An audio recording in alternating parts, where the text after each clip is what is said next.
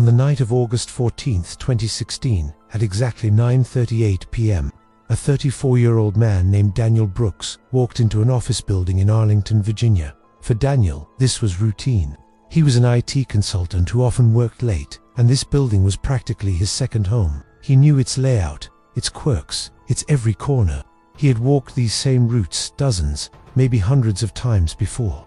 Nothing about that particular night felt different. Nothing seemed out of place until he reached the hallway.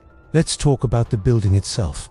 It was a standard, 5-story commercial complex built in the late 1990s. It housed multiple tenants, from law firms to tech startups. The layout was generic, what you'd expect from any modern office space. And importantly, it was equipped with CCTV cameras covering all common areas, lobbies, elevators, and of course, the hallways. The building had a clean safety record, no reported incidents, no strange occurrences. According to the official blueprints, every single hallway in that building served a clear purpose. They led 2 offices, 2 emergency exits, 2 stairwells, or 2 other corridors. Every path had a destination, except for one. At 9:41 p.m., just 3 minutes after entering the building, security footage captured Daniel walking down the 3rd-floor corridor. He was walking at a normal pace, phone in hand, looking like any employee heading back to his desk after a coffee break. Then, he made a left turn, stepping into a narrow, secondary hallway located near the east wing. The camera angle was perfect, unobstructed. It showed him walk into the hallway. And then, nothing. He never walked out. When Daniel was reported missing the next day, the building's security team was the first to review the tapes. Their initial thought, a simple camera malfunction. It had to be. Maybe the camera in the main corridor missed him coming back out, so they checked other angles. They looked for him on the cameras covering the stairwells. They checked the feeds for the elevators and the building exits. Nothing. No footage showed him leaving that hallway. No door was seen opening. He didn't turn around and return to the main corridor. On the video feeds, Daniel Brooks simply ceased to appear.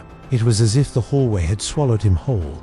This, of course, triggered a full-scale investigation. Police officers and building engineers went to inspect the hallway in person, expecting to find an undocumented exit or a hidden door. But what they found was even more baffling. The hallway was short, barely 20 feet long.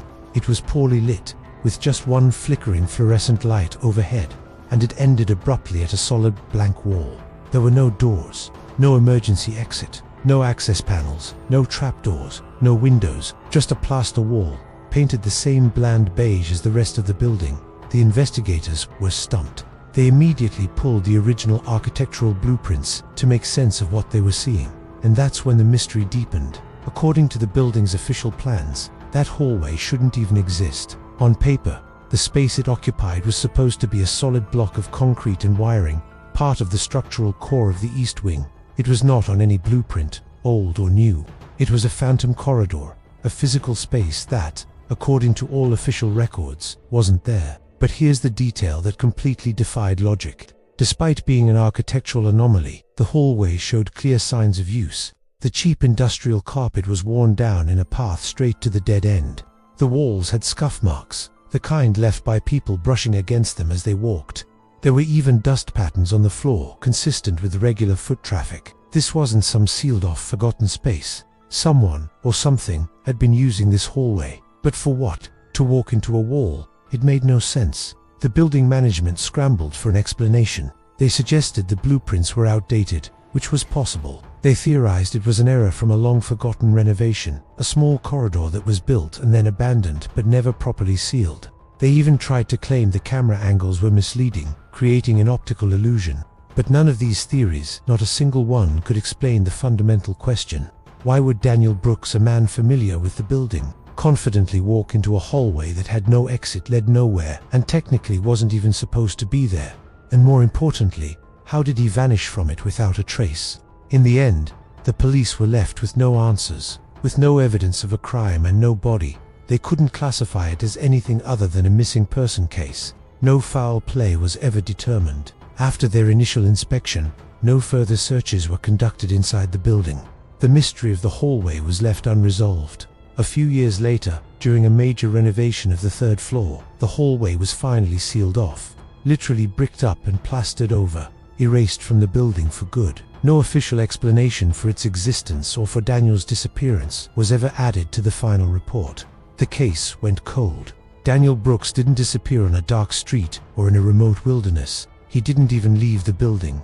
According to the unblinking eye of the security camera, he simply walked into a hallway that had nowhere to go and was never seen again. Thanks for watching. If you find these kinds of stories as fascinating as I do, make sure to subscribe and hit the bell so you don't miss our next investigation. See you in the next one.